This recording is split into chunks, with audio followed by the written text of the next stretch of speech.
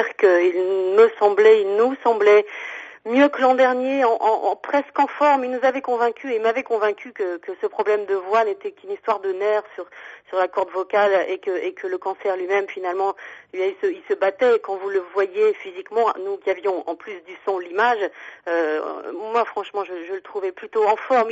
Il avait rien perdu, bien au contraire de ces coups de gueule qui sont légendaires, et malgré la maladie, tout ça n'y changeait absolument rien. Il a fait des allers-retours, ça on ne sait pas forcément évidemment, mais pendant le Tour de France, pour assurer le traitement, et il était toujours là, fidèle au rendez-vous. J'ai le souvenir d'émissions où il est arrivé sous des trompes d'eau, dans des conditions vraiment compliquées, et il avait envie, évidemment qu'il avait envie de vivre, il avait envie de continuer à couvrir cette course, à travailler, à montrer qu'il était là. Quelle leçon incroyable.